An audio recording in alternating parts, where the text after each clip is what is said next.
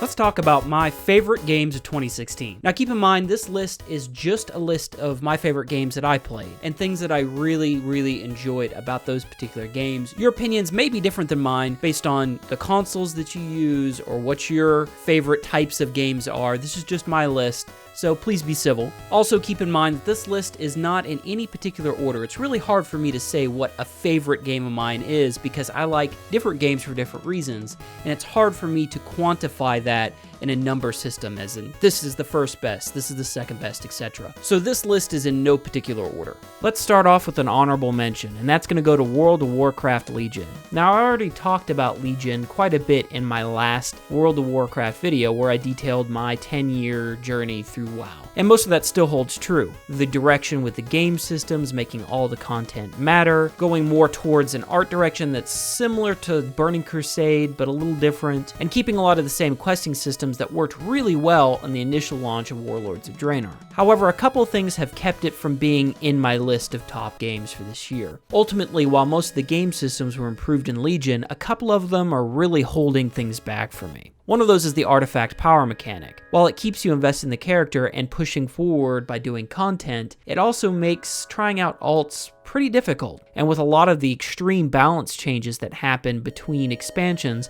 a lot of people started out with what was their main and may want to transfer to something else. And all of a sudden they're behind by quite a bit. Now they have developed some catch-up systems that somewhat help it, but those are really just band-aid solutions to what is the central problem. There's also an RNG factor which initially is really cool. After the second or third month of not getting a legendary or getting a legendary with the wrong stats or getting just an item upgrade with the wrong stats, it can be a little frustrating because it seems like you're not making progression even though you're doing content fairly regularly. Even with those issues, I still think Legion's a fantastic expansion, and I suggest you check it out if you haven't played WoW in a while. It's definitely awesome, and you can play for free if you use tokens. Now first up is Doom 2016. Now when Doom first came out on PC way back in the day, my family didn't have a PC, and so I couldn't really play Doom. I saw Doom, and I saw magazine advertisements for Doom, but I never really played it. It wasn't until later, after I got my own PC, that I started playing through them.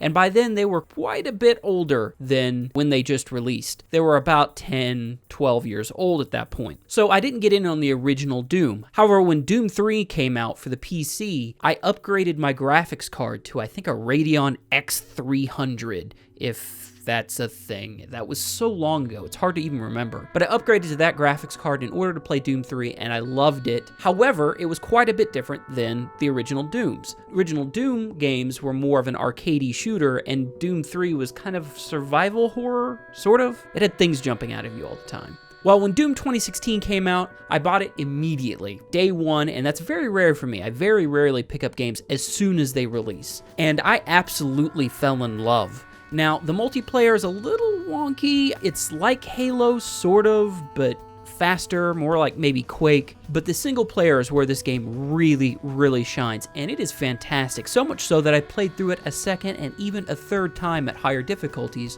which again is pretty rare for me. Usually when I play a single player game, I'll play it once, put it down for several years, and then come back and pick it back up. But this game was awesome. It was very kinetic, a lot of movement. All the guns were relevant at any given point in time. There wasn't just a single best gun, because you'd often have to cycle through guns because you'd run out of ammo.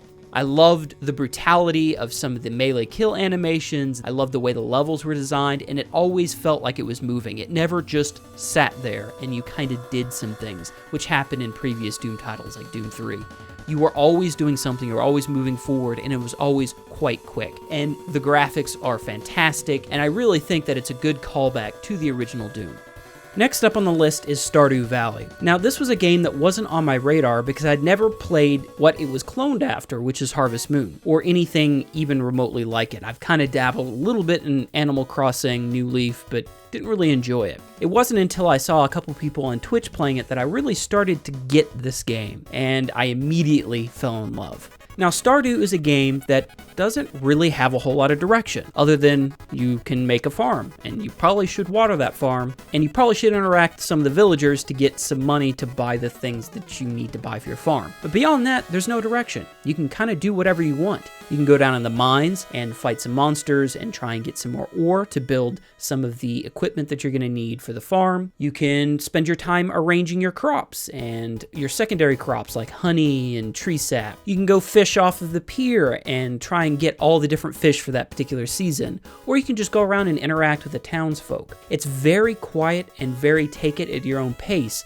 which is something that I didn't think I would like, but I actually love it. Part of this has to do with the way the sound design works in this game. All the sound effects and the music, especially the music, really just sets you at a peaceful mood. You can kind of take your own time. So much so that my first year in this game took 20 hours, maybe more, because I just took my time with every single day, just taking down what I would want to take down. Now, there was a very small issue I had with the game, which is I'm kind of a completionist when I play games, especially ones that are fairly open, like the Assassin's Creed series or that sort of thing, where you go and collect different things. When I found out there was season-specific fish, season-specific crops, things like that that you had to do for the community center, I often wanted to go back and get those things done, but I couldn't because the season had passed. With how long it took me to get through 1 year, getting back to that season for the thing that I missed could take quite a bit of time. That being said, I still had a blast playing this game, and I still play it from time to time to this day. And one of my favorite things to do is watch other people play it. This is one of the few games where I have as much fun watching somebody play it as I do myself, because I like to see what they do, how they set up their farms, and what things they focus on. And I think that's just awesome. The fact that this was developed by one person, the music, the sounds, the graphics, the coding, the marketing, all of it by one person over several years is super awesome to hear. And I'm really glad that happened, because hopefully more passion projects like this will come out in the future. The next game on the list is Pokemon Sun and Moon. Now, I'm a huge Pokemon fan. I played almost every generation as it's come out, except for 4 and 5, which I've gone back and played, and have had a blast playing through each and every game. Recently, my love of Pokemon really was rekindled with X and Y when that came out in 2013. In fact, I bought X, and I think I poured about 200, maybe 300 hours into X and Y before I finally put that down. Same thing with the remakes of the 3rd generation games that are on the 3DS. But Sun and Moon was different because of all the changes that happened. Now, these aren't massive changes. This is Pokemon we're talking about. But for a game series that hasn't really changed much in almost 20 years of existence, there was some pretty radical changes in Sun and Moon when it comes to things like the gym system, which was removed, sort of. It's kind of still the same. I'm going to make a video about that later. But that was removed. There's a lot of quality of life changes that just make things easier. There was a couple of nice features that were removed from the previous games for whatever reason. But overall, it was a much smoother, much more streamlined entry into the series. That doesn't mean it doesn't have its issues. One of the biggest problems I had was the hand-holding in the game, specifically the tutorials and the cutscenes, especially towards the beginning of the game. They're pretty insistent and they're pretty frustrating, especially when you've played the series before and you kind of know what's going on.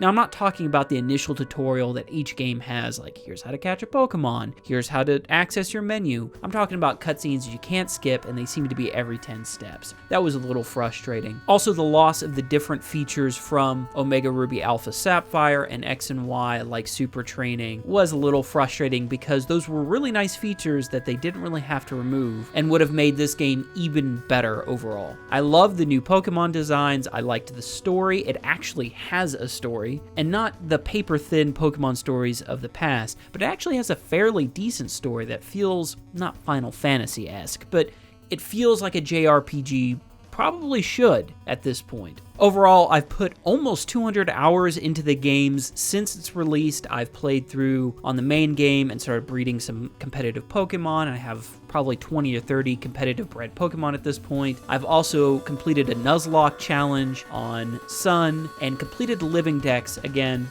I'll make a video about all that later. But overall, I really, really enjoyed Pokemon Sun and Moon. The visuals are fantastic. The music is pretty good. Not the best in the series, but pretty good. And overall, the things that they changed to make the gameplay smoother and a lot more streamlined have really helped with my enjoyment and keeping me invested in the game. Honestly, this is probably the best Pokemon game to come out to date, even with its few issues.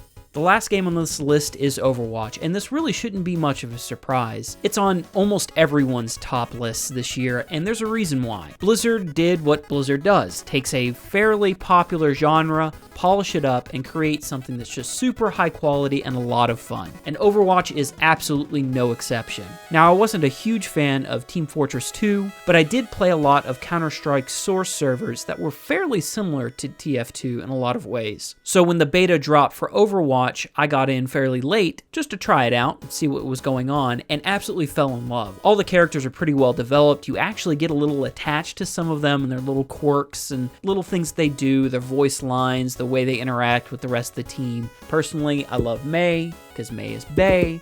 But you probably have your own favorite because each one of the characters is likable in their own way. I really like how quick a lot of the gameplay is. It's really fast to get into a game, join in if you're by yourself or with friends, and just have a lot of fun. The gameplay is quick and kinetic. There's not a lot of downtime, and there's not a lot of, ooh, I killed the most people sort of thing. There is a little bit, but it's not so much on your own individual performance as how you perform with the team towards the team objectives. And I really appreciate that because FPS games like Call of Duty really tend to reward those super highly skilled players or the ones who've played a lot. Objectives be damned was my experience in a lot of that multiplayer, whereas in Overwatch it really is more objective based, and I like that a lot. I have to say I am a little curious what Titan could have been before it was Overwatch, because you see a lot of hints of story elements and characters and plot points that would have been central to this unfinished MMO that they've kind of ported over. Every once in a while I'll see something, a building, a voice line, a character will react to something, and I wonder, what's that about? I kind of want more. In some ways I kind of wish Titan was finished, but damn am I glad we have Overwatch.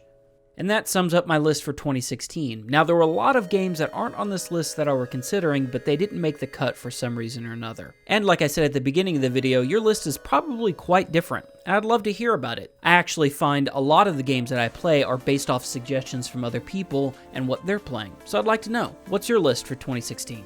Anyway, guys, that's going to be it for this video. If you liked it, give me a thumbs up. Let me know if you want to see more content like this. Otherwise, I'll see you guys later. Peace.